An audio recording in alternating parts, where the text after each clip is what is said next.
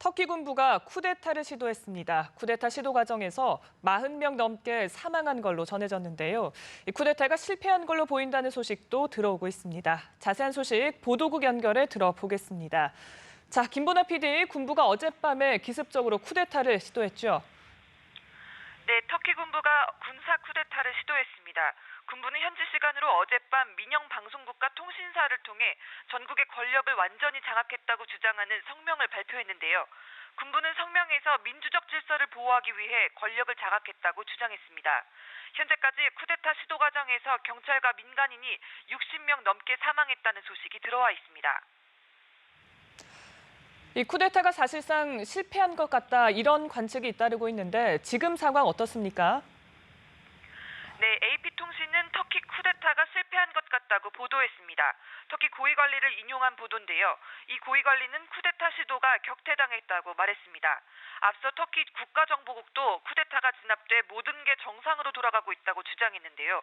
아직은 확실하지 않지만 레제프 타이프 에르도안 터키 대통령이 이스탄불 복귀에 성공하고 사태 수습에 나서면서 쿠데타 실패 가능성에 무게가 실리는 분위기입니다.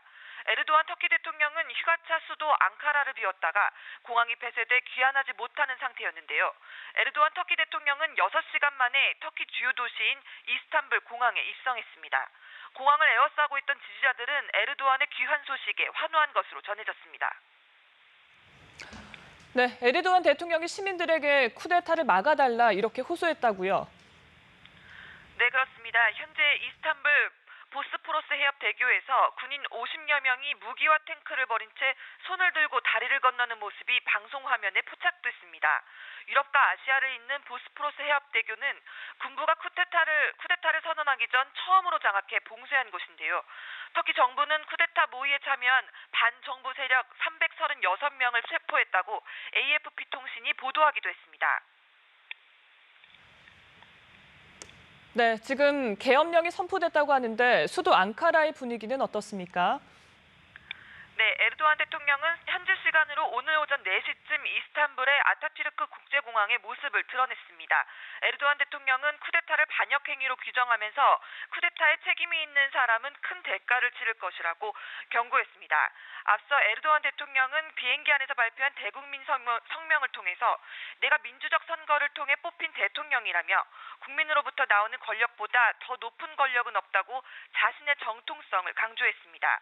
또 쿠데타를 주도한 세력이 성공하지 못할 것으로 확신한다면서 국민을 향해 민주주의를 수호하기 위해 거리, 광장, 공항으로 나가 정부에 대한 지지와 단결을 군부에 보여달라고 호소하기도 했습니다. 목격자들에 따르면 수도 앙카라의 거리에 탱크가 배치됐고 총격전이 벌어졌다고 합니다. 폭발음이 들린 데 이어 국영방송 송출도 한동안 중단됐다고 하는데요. 이스탄불 경찰본부 근처 등 시내 곳곳에서 총성이 들렸고 군용 제트기와 헬리콥터가 도시 상공을 저공 비행했습니다. 이스탄불 아타튀르크 공항은 항공편이 전면 취소됐습니다. 앙카라 시내에는 인적이 완전히 끊겼습니다. 이스탄불에서는 터키군이 시민에게 발포해 유혈 사태가 벌어진 것으로 알려졌습니다. 수도 앙카라의 국회의사당을 헬기가 폭격했다는 소식도 있었습니다. 앙카라 상공에서는 터키 전투기가 쿠데타 세력의 군용 헬리콥터를 격추한 것으로 전해졌습니다. 터키 주재 한국공관은 교민들에게 외출을 자제하라고 당부한 상태입니다. 이번 소식에 국제사회도 분주하게 움직이고 있는데 반응 정리해 주시죠. 네, 그렇습니다. 버락 오바마 미국 대통령은 터키의 모든 정당들이 민주적 절차를 통해 선출된 정부를 지지해야 한다고 촉구했습니다. 유엔도 군사 쿠데타를 반대한다는 입장을 밝혔는데요. 반기문 유엔 사무총장은 군부의 국정 개입을 용납할 수 없다며 터키가 조속히 평화롭게 민간 통치로 돌아가야 한다고 성명을 통해 촉구했습니다. 북대서양 조약기구 나토도 같은 취지의 입장을 표명했습니다. 나토는 안정과 자제를 촉구하며 터키 민주정부와 헌법을 전폭적으로 존중한다며 터키는 나토의 중요한 동맹국이라고 강조했습니다. 유럽연합 진후부도 터키는 유럽연합의 핵심적인 파트너라며 유럽연합은 민주적으로 선출된 터키 정부를 지지한다고 밝혔습니다. 터키에서 쿠데타가 일어난 게 이번이 처음은 아닌데 과거에도 군부의 쿠데타가 있지 않았습니까? 네, 터키 군부는 1960년 이후 4차례 쿠데타를 일으키고 권력을 민정에 이양했습니다.